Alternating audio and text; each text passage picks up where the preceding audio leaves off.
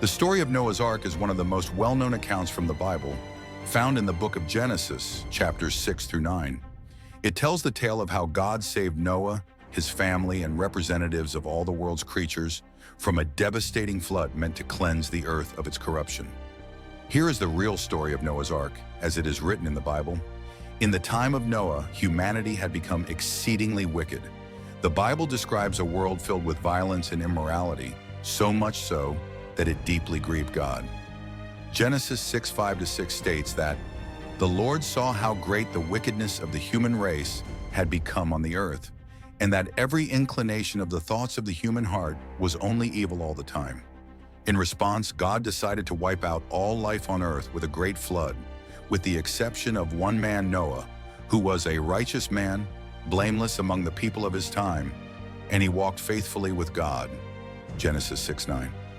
God spoke to Noah and gave him detailed instructions to build a massive ark, a large boat, so that Noah, his family, and pairs of every living creature could be saved from the coming flood. Genesis 6:14-16 provides the specifications for the ark.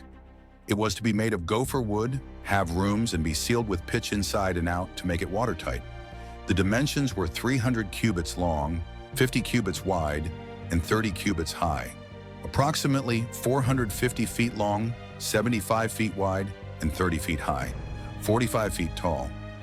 God instructed Noah to take his wife, his 3 sons, Shem, Ham, and Japheth, and their wives, along with pairs of all kinds of animals and birds, into the ark. Despite living in a society where no one else believed in God or in the coming flood, Noah obeyed God without hesitation. Genesis 6:22 says, "Noah did everything just as God commanded him." His obedience and faith were key to his survival. Noah and his family worked to build the ark as God had instructed, and they gathered food for themselves and for the animals. This part of the story emphasizes Noah's unwavering trust in God's plan, even though what God had commanded seemed impossible and unprecedented. Once the ark was completed and all the animals were aboard, God told Noah to enter the ark with his family. Genesis 7:11-12 describes how the floodwaters came. "On that day, all the springs of the great deep burst forth, and the floodgates of the heavens were open, and rain fell on the earth 40 days and 40 nights.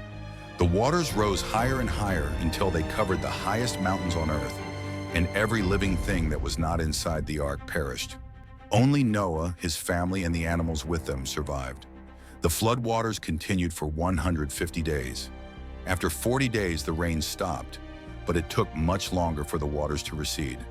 In Genesis 8, the Bible tells how Noah first sent out a raven and later a dove to see if the land had become dry. When the dove returned with an olive leaf in its beak, Noah knew that the waters had finally begun to recede and that life could return to the earth. Eventually, the ark came to rest on the mountains of Ararat. After a full year from when the flood began, God told Noah to come out of the ark with his family and all the animals. Genesis 8:14-19. After the flood, Noah built an altar to God and offered sacrifices in gratitude for their survival. God was pleased and made a covenant with Noah, promising never again to destroy the earth with a flood. Genesis 9:12-17 describes how God set a rainbow in the sky as a sign of this promise. God said, "I have set my rainbow in the clouds, and it will be the sign of the covenant between me and the earth." This covenant is seen as a lasting sign of God's mercy and the new beginning he gave to humanity after the flood. The story of Noah's Ark carries important lessons about faith, obedience, and God's justice.